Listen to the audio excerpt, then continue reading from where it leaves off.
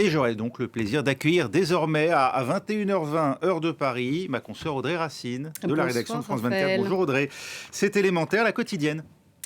Alors l'environnement, on en parle beaucoup déjà sur France 24 avec cette chronique. On va revenir sur les phénomènes qui marquent l'actualité. On va prendre le temps de vous les expliquer.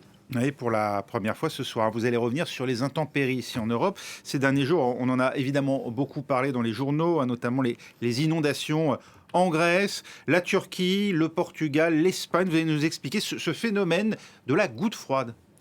Oui, en dézoomant un peu et en considérant la météo sur toute l'Europe, on va même parler du blocage en oméga. Alors vous allez comprendre tout de suite, en fait, 2 gouttes froides se sont créées sur la péninsule ibérique à l'ouest, sur la Grèce à l'est. Ce sont simplement des dépressions qui sont venues provoquer des orages. La concomitance de ces 2 dépressions autour de la France, l'Allemagne et les Pays-Bas, vous le voyez, ont coincé ces pays sous un dôme de chaleur. C'est ça qu'on appelle un blocage en oméga, du nom de la lettre grecque, qui a la forme de ce phénomène météo. Jusque-là, rien d'anormal, mais le climatologue Mathieu Sorel de Météo France vous explique la particularité de cet épisode de blocage en oméga. Le blocage en oméga, c'est une situation météorologique particulière, absolument pas inédite et qui n'est pas plus fréquente avec le changement climatique. En tout cas, il n'y a pas de consensus scientifique à ce sujet. En revanche, ce qu'on peut dire, c'est que les gouttes froides liées aux 2 pieds de l'oméga et l'anticyclone sur la bosse de l'oméga ont des conséquences qui, elles, sont décuplées par le changement climatique. Le changement climatique agit comme un booster sur ces effets-là, à savoir des orages plus diluviens sur les gouttes froides et des canicules plus intenses au sommet de l'oméga. Et c'est exactement ce qu'on observe actuellement avec une vague de chaleur exceptionnellement tardive et intense sur l'Europe du Nord, en particulier sur la moitié nord de la France, et des orages diluviens sur les 2 pieds des omégas. Et c'est en totale concordance avec ce que nous annonce le GIEC depuis des années, à savoir des orages de plus en plus précipitants, puisque l'atmosphère est plus chaude et peut contenir plus de vapeur d'eau, plus d'eau précipitable, et des canicules plus intenses et plus tardives. Et c'est exactement ce qu'on observe sur ces 3 éléments de l'oméga. Alors vous l'avez entendu, Raphaël, il y a plus de vapeur d'eau dans l'atmosphère, environ 7% pour chaque degré de réchauffement climatique au niveau planétaire. Pour rappel, on est à 1,5 degré de réchauffement planétaire. Ça fait des inondations, ça fait des morts. Vous en avez parlé dans le journal tout à l'heure. La tempête Daniel qui a touché la Grèce et la Turquie frappe en ce moment la Libye, où elle aurait fait au moins 150 morts selon le Croissant Rouge. Des inondations, on en vient maintenant au manque d'eau. Mayotte est confrontée à un épisode de sécheresse exceptionnel. Oui, il y a une semaine, les tours d'eau, c'est-à-dire les coupures d'eau quotidiennes, se sont fait plus drastiques.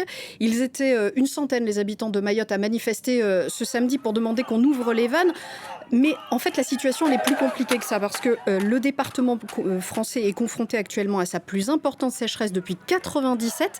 Les 2 retenues d'eau collinaires qui fournissent 80% de l'eau de Mayotte, de l'eau de consommation, pourraient être à sec à la fin de ce mois-ci, malgré les coupures d'eau. La saison des pluies, elle ne débute qu'en décembre. Donc vous faites le calcul, il va y avoir 2 mois très très compliqués. On voit les détails avec notre collègue de Mayotte la Première depuis Mamoudzou, Alda Halidi. Nous sommes ici dans le sud de Mayotte, juste à côté de l'une de ces rampes mises en place en urgence pour alimenter la population en eau.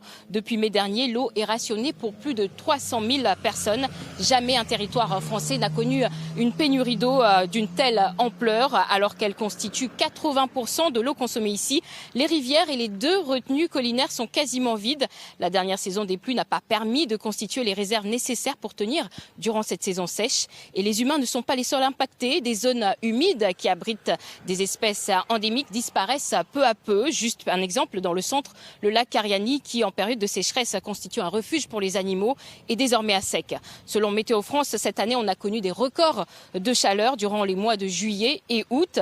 Les eaux de surface s'évaporent évidemment plus vite. La Gouloué, l'une des 3 principales rivières de l'île, a vu son débit diminuer de 50% et beaucoup plus sollicité. Les nappes phréatiques sont aussi en baisse.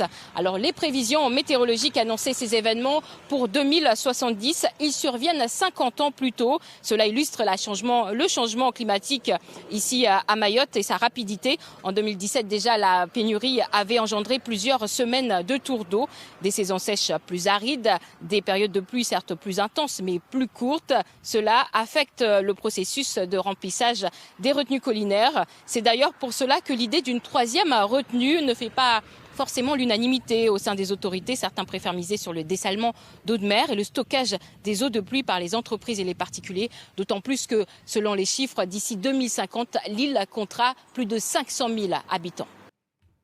Voilà pour la situation à Mayotte. Je vous donne rendez-vous demain à la même heure. Et si vous voulez me poser des questions, n'hésitez pas. Je suis facilement joignable sur les réseaux sociaux, par exemple. Je mettrai tout en œuvre pour vous répondre. Rendez-vous pris donc demain, même heure, avec Audrey Racine, 21h20, heure de Paris.